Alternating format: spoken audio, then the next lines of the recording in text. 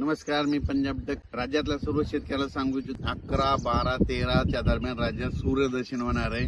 राज्यातला पाऊस देखील कमी होणार आहे. राज्यातला पाऊस विश्रांती घेणार आहे, म्हणून हे लक्षात घ्यायचं. म्हणजे सांगायचं झालं तर सर्वदूर सध्या तरी पाऊस नाही. फक्त राज्यामध्ये मात्र पूर्व विदर्भातच पाऊस आहे आणि पूर्व विदर्भात ठिकठिकाणी पाऊस झाला, म्हणून हे सगळ्यांनी लक्षात घ्यायचं.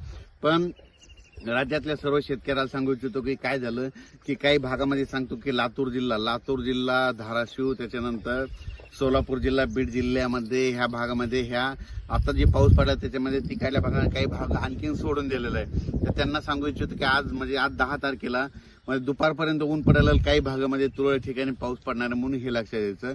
सध्या तरी असा सर्वदूरचा तुमच्या जिल्ह्यामध्ये पाऊस नाही, म्हणून हे लक्षात द्यायचं.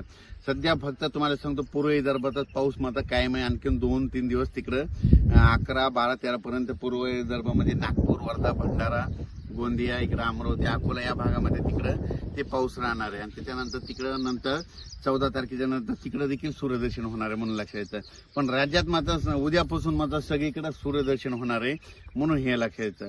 राज्यातल्या सर्व शेतकऱ्याला सांगू इच्छितो की राज्यामध्ये मग सांगायचं झालं तर हे बीड जिल्हा झाला, लातूर जिल्हा झाला, त्यानंतर जालना जिल्ह्याचा काही भाग, त्याच्यानंतर इकडं नगर जिल्ह्याचा काही भाग, कडाष्ट या भागात आणि परभणी जिल्ह्याचा काही भाग, या भागात काही भागामध्ये आणखीन पाऊस पडलेला नाही.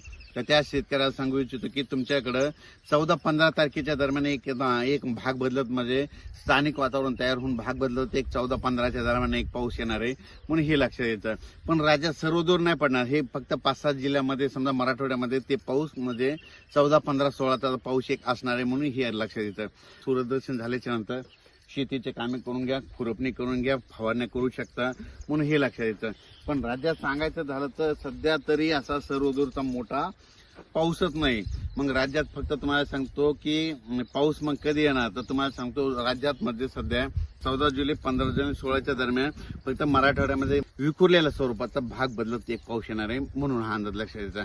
त्याच्यानंतर राज्यामध्ये 17, 18च्या म्हणजे 18, 19, 20च्या दरम्यान एकदा थोडा एक म्हणजे विखुरलेल्या स्वरूपाचाच पाऊस असणार आहे, पण सर्वदूर काही नाही. म्हणजे सांगायचं झालं तर 20 तारखेपर्यंत असा सर्वदूरचा सध्या तरी पाऊस नाही.